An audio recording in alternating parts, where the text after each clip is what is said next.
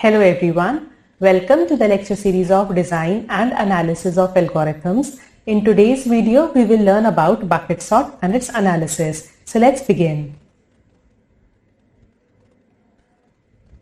Now, bucket sort भी एक comparison based sorting algorithm है, but with a difference कि बाकी comparison based sorting algorithms के comparison में bucket sort जो है वो average case में भी linear time लेके आपके data को sort कर देता है. नाउ बकेट सॉर्ट की कुछ कंडीशंस होती हैं. पहली कंडीशन कि जितने भी हमारे एलिमेंट्स होंगे, जो हमारा इनपुट डेटा है जिसे हमें सॉर्ट करना है, उसकी रेंज होगी फ्रॉम 0 to 1. दैट इज ये कंसिडर करता है फ्लोटिंग पॉइंट वैल्यूज को. It consider floating point values. And the second condition is कि इस डेटा को सॉर्ट करने के लिए हमें एक अलग से स्पेस की रिक्वायरमेंट है. That is some auxiliary space is required. That is a linked list of buckets which is used to sort our data, right? तो अगर हमने ले लिया कि हमारी n की वैल्यू जो है वो है 10, तो हमारे पास जो ऑक्सिलरी स्पेस होगी, दैट इज जो बकेट्स होंगे वो होंगे from 0 to 9. That is why it is written 0 to n-1 of linked list और buckets are required to sort our data. So ये दो कंडीशंस है हमारी बकेट सॉर्ट की.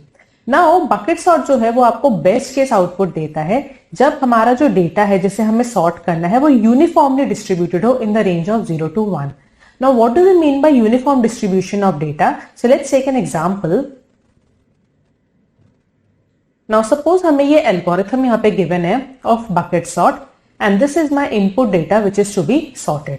तो हमें बेसिकली यहाँ पे क्या करना है, जो भी हमारा इनपुट डेटा है, लेट्स से हम कोई वैल्यू ले रहे हैं 0.78 एंड क्योंकि हमारी n की जो वैल्यू है वो है यहाँ पे 10, सो हमारे जो बकेट्स हैं वो हमने इनिशियलाइज कर दिए from 0 to 9 as shown in this.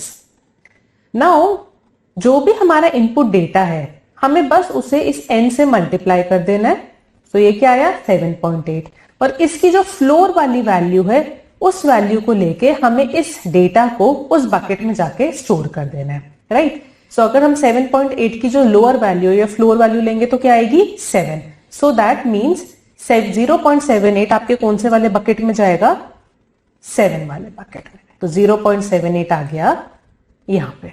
इसी तरीके से हमें सारे डेटा को उनके बकेट्स में स्टोर कर देना है. तो इसका एल्गोरिथम भी देख लेते हैं. सबसे पहले हमने मेंटेन किया एक array B, that is our auxiliary array space. So ये जो हमें यहाँ पे given है buckets, this is our array space B, right? n की क्या वैल्यू है, a dot length. तो यहाँ पे हमने ऑलरेडी देख लिया हमारे पास 10 डेटा वैल्यूज हैं, तो हमने n की वैल्यू ले लिया as 10. Now for i equals to 0 to n-1 हमने bi को एक एम्प्टी लिस्ट बना दिया. तो इनिशियली दिस हमने एक एम्प्टी लिस्ट जो है वो इनिशियलाइज कर ली जिसमें currently no value is stored. Now हम एक लूप चलाएंगे फ्रॉम 1 to n और जो भी हमारा डेटा है उसको इसके अकॉर्डिंग उसके एप्रोप्रिएट बकेट में जाके असाइन कर देंगे.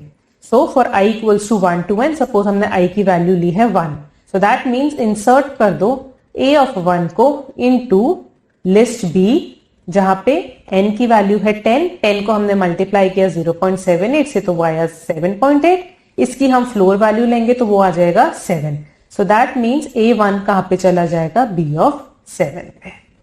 यही हमने यहाँ पे किया है. So इसी के अकॉर्डिंग हम सारी वैल्यूज को असाइन कर देते हैं उनके बकेट्स. तो 0.1.7 कहां पे चला गया, 1.7 में इसकी फ्लोर वैल्यू क्या आएगी 1. तो 0.1.7 आ गया यहाँ पे.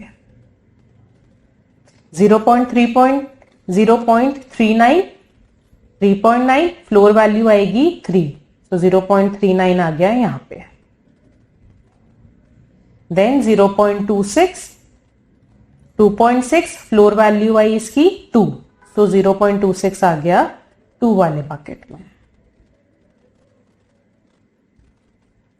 देन 0.42 इज 4.2, फ्लोर वैल्यू आएगी 4, तो 0.42 आ गया 4 वाले बकेट में. देन 0.54 आ जाएगा 5.4, फ्लोर वैल्यू 5, सो 5.4 आ गया यहां पे. देन 0.81 आ जाएगा 8.1, फ्लोर वैल्यू 8, तो 0.81 आ गया यहाँ पे. देन 0.02, 0.02 हो जाएगा 0.2, फ्लोर वैल्यू क्या आ जाएगी 0, तो 0.02 आ गया यहां पे। Then 0.93, 9.3, floor value 9, and then 0.68, floor value आ जाएगी इसकी 6.8 की 6, तो 0.68 चला गया 6 वाले बकेट में।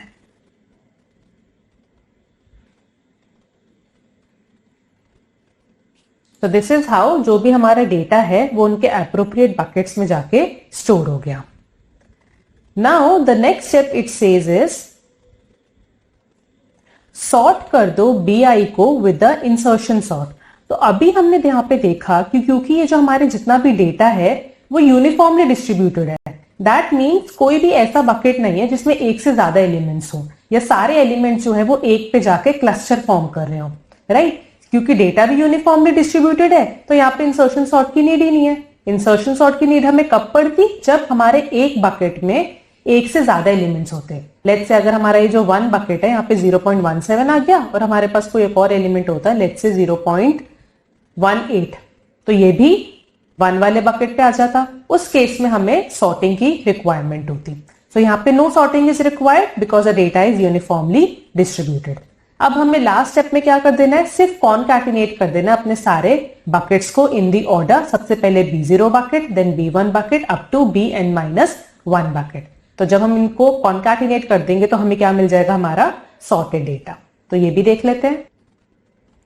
कॉनकैटिनेट करके हमें सबसे पहले मिला 0.02, then 0.17, then 0.26, then 0.39, then 0.42, then 0.54, then 0.78, then no 0.54 के बाद आया 0.68, then 0.78, then 0.81 and then 0.93। तो ये 0.93 है यहाँ पे 0.9। So this is our sorted data. Now अगर हम इसका एनालिसिस देखें so we can see सबसे पहले आ रहे हैं ये स्टेप 3 और 4। अब स्टेप 3, 4 में हम क्या कर रहे हैं? हम I से लेके 0 to n-1 हम एक एम्प्टी लिस्ट जो है वो क्रिएट कर रहे हैं। So कितनी बार ये लूप चल रहा है? n-1 टाइम चल रहा है, तो इसकी कॉम्प्लेक्सिटी हो गई ऑर्डर ऑफ n-1, राइट? अब आइए स्टेप 5 और 6। स्टेप 5 और 6 में I से लेके n तक 1 से लेके n तक चल रहा है, राइट? अब हम डेटा को यहाँ पे उनके एप्रोप्रिएट बकेट के अकॉर्डिंग जो है वो असाइन कर रहे हैं। So insertion of the element in the appropriate bucket को कितना टाइम लगेगा? Order 1 time. बट हम ये काम कितनी बारी कर रहे हैं? n टाइम्स कर रहे हैं। सो 5 और 6 स्टेप को कितना टाइम लगा? Order of n time. So step 3, 4 को हमें लगा step 3, 4 takes order of n-1, step 5, 6 takes order of n time, और इससे पहले जो है स्टेप 1 and 2 उसमें सिर्फ हम इनिशियलाइजेशन कर रहे हैं, so that will be done in constant time. Now the next step is step 7 और 8 जिसमें हम इंसर्शन सॉर्ट कर रहे हैं। अब क्योंकि इस डेटा में हमारा जो डेटा है वो यूनिफॉर्मली डिस्ट्रीब्यूटेड है तो इंसर्शन सॉर्ट की रिक्वायरमेंट ही नहीं है, right? So there is no requirement of insertion sort over here, so that is it takes no time for insertion sort according to this example. So step 7 and 8 में हमें कोई time नहीं लग रहा है यहाँ पे, इसको हम ब्लैंक छोड़ देते हैं। And then the last is concatenation. Concatenation में हम सिर्फ बकेट से एलिमेंट को उठा रहे हैं एंड उनको एप्रोप्रिएट जगह पे प्लेस करते जा रहे हैं, उनको कॉनकैटिनेट करते जा रहे हैं। Again that will take constant time. So अगर हम इसका ओवरऑल टाइम कॉम्प्लेक्सिटी देखें, so this is step 9b constant time. So this is basically summation of order 1 plus order n-1 plus order n। Dominant term is order n। So in case of uniformly distributed data or in case of best case the running time for bucket sort is order of n। so ये हमारा best case हो गया और यही हमारा average case हो गया। Now problem तब आएगी जब हमारा जो डेटा है वो क्लस्टर फॉर्म कर लेगा। दैट मीन्स अगर डेटा जो है वो यूनिफॉर्मली डिस्ट्रीब्यूटेड नहीं है और एक ही बकेट में आपके मल्टीपल एलिमेंट्स आ गए, तो उसका भी एग्जांपल देख लेते हैं।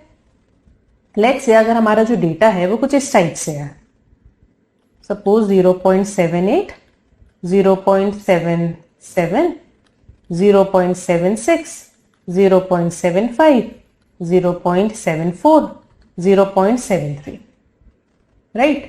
अब अगर जब हम इन्हें मल्टीप्लाई करेंगे 10 से, तो इन सारे कौन से वाले बकेट में जाएंगे? Bucket number 7। तो 0, 1, 2, 3, 4, 5, ये 6, ये 7 and so on up to 9।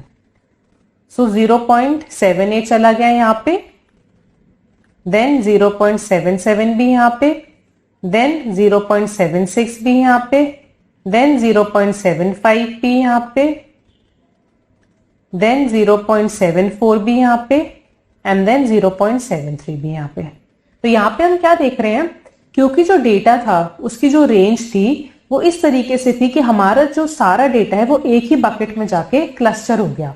अब यहाँ पे हमें किसकी रिक्वायरमेंट पड़ेगी? यहाँ पे हमें इंसर्शन सॉर्ट की रिक्वायरमेंट पड़ेगी। अब इंसर्शन सॉर्ट अगर हम देखें, हम क्या देख रहे हैं, ये वाला जो डेटा है वो अगेन हमारा रिवर्स सॉर्टेड है, और इंसर्शन सॉर्ट को रिवर्स सॉर्टिंग के केस में कितना टाइम लगता है? Order of n square, right. So ये जो स्टेप 7 और 8 थे यहाँ पे इन दी एल्गोरिथम, अब यहाँ पे ये कितना टाइम ले रहे हैं? Order n square. बाकी जितने भी स्टेप्स थे उनका तो वही टाइम है, सिर्फ एक एडिशनल स्टेप पे ऐड हो गया। So order n square, order n-1 plus order n plus order 1। Dominant term क्या है यहाँ पे? Order n square. So the worst case time complexity for bucket sort is order of n square, right. Now let's see कि ये out of place है and stable है या नहीं। अब क्योंकि हम इस बकेट सॉर्ट के लिए एक अलग से स्पेस मेंटेन कर रहे हैं, that is the auxiliary space of buckets, right. So ये किस टाइप की एल्गोरिथम हुई? This is out of place sorting algorithm, out of place sorting algorithm, right. और स्टेबल है या नहीं, तो इस चीज पे डिपेंड करता है कि हम जो सॉर्टिंग एल्गोरिथम यूज कर रहे हैं टू सॉर्ट द बकेट्स वो स्टेबल है या नहीं।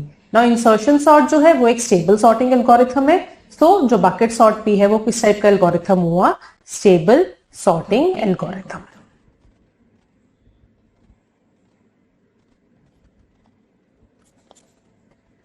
So this is all about bucket sort. If you like the video, then do like and share my video and subscribe my channel. Thank you.